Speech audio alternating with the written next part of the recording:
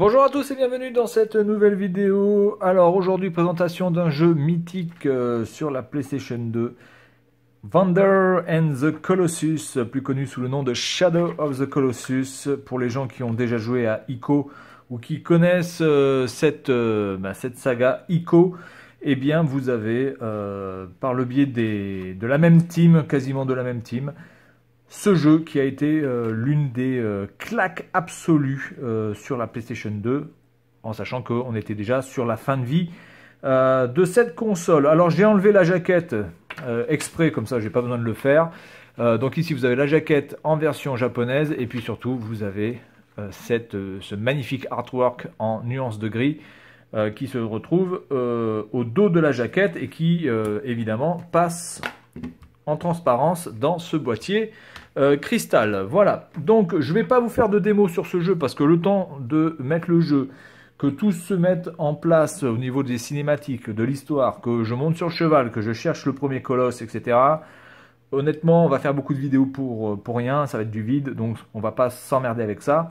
On va simplement se focaliser sur la notice, parce que la notice vaut le coup d'œil, et c'est avec ce genre de notice, globalement, que on se rend compte qu'aujourd'hui, c'est franchement du foutage de gueule d'acheter des jeux, parce que quand on voit la gueule des notices, c'est pas possible. Là, vous avez une notice avec un papier qui est vraiment excellent, c'est vraiment du très très beau papier, et puis vous allez voir aussi tout le concept de cette notice japonaise. Donc, on est parti avec notre fameux cheval, notre cheval noir Arrow, je crois qu'il s'appelle. Hein.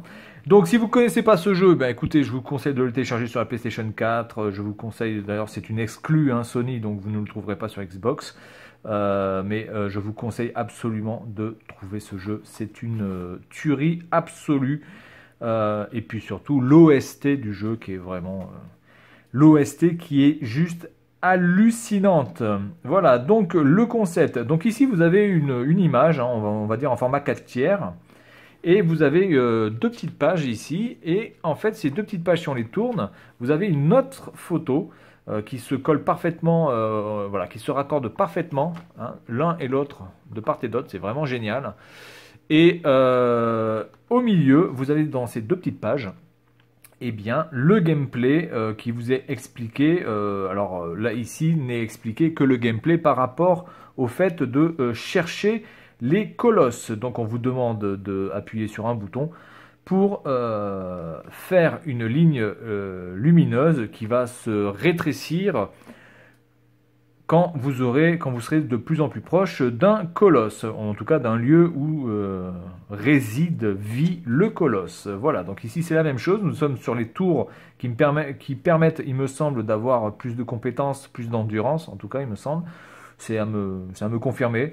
Il ne me semble pas que ce soit des tours de sauvegarde, puisque les sauvegardes se font automatiquement après la mort de chaque colosse, donc de toute façon on repart à chaque fois du château.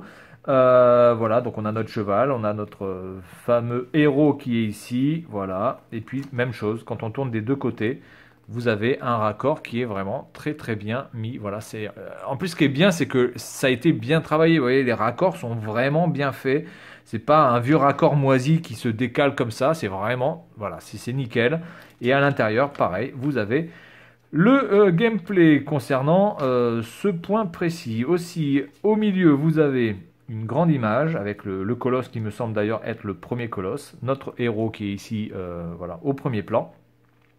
Et ici, vous ouvrez, hop, comme par magie. Donc on se retrouve avec le colosse pareil, avec notre héros qui se retrouve sur la tête et qui est en train de défoncer son point faible. Son point faible qui vous est expliqué ici. Pour trouver le point faible, eh bien, vous devez encore une fois utiliser votre épée pour donc afficher les points faibles qui se mettent en bleu. Et puis, une fois que vous avez trouvé le point faible, vous devez monter sur le colosse par des chemins qu'il faut vraiment trouver. C'est assez chaud. Vous accrochez. Il faut beaucoup s'accrocher. Il faut beaucoup s'accrocher même. Et c'est pour ça que l'endurance est extrêmement importante dans ce jeu. Pour monter jusqu'au point faible et donc après asséner des coups d'épée, voilà. Alors évidemment, tous ces combats sont orchestrés par des musiques vraiment hallucinantes. Il me semble d'ailleurs que l'OST est sorti en CD. Je ne l'ai pas chopé, mais je pense que si jamais j'ai l'occasion de trouver l'OST de ce jeu, je me ferai un plaisir de la prendre. Voilà, donc là on a notre héros qui, il me semble, est devant son château. Hein, il me semble que là c'est devant le château, où s'ouvre devant nous l'immensité. C'était ça qui était quand même dingue à l'époque sur PlayStation 2, c'est d'avoir un lieu aussi gigantesque et beau. C'était pas simplement gigantesque et dégueulasse visuellement, c'était grand et c'était beau, quoi. C'était juste magnifique. Donc ensuite, on vous explique les menus contextuels, etc. Voilà, on reste dans le classique. On vous explique chaque touche avec le petit tableau ici pour vous expliquer comment il faut faire. Voilà. Et puis, on finit sur des artworks. Voilà. Donc ici, je ne sais plus vraiment où on est. Je ne pense pas qu'on soit dans le château. Là, on est ailleurs. Voilà, c'est vraiment très très beau. Vous pouvez voir un petit peu le style graphique. Hein. C'est vraiment du ICO. Hein. C'est clairement du ICO. Voilà. Donc le jeu devait s'appeler Project Nico. Alors, je ne sais pas si ça voulait dire New ICO. J'en sais rien. Mais apparemment le jeu devait s'appeler Project Nico ou Nico tout simplement. Puis du coup il s'est appelé Vander and the Colossus ou Shadow of the Colossus. Ça dépend évidemment de la région du jeu. En tout cas ici au Japon. Non. Moi je suis pas au Japon, je suis à Taïwan, mais en tout cas dans la région Asie, c'était Vander and the Colossus. Voilà ici, donc les crédits, on finit sur une page noire. Là c'est dommage qu'ils aient rien mis d'autre. Ils auraient pu faire un petit effort de compléter ça, ça aurait été, voilà, parce que là c'est un petit peu dommage du coup, d'avoir utilisé cette page pour rien. Et donc voilà pour la notice. Donc pas de démonstration du jeu, je vous laisse naviguer dans les méandres youtubesques pour aller trouver ce jeu si vous ne le connaissez pas.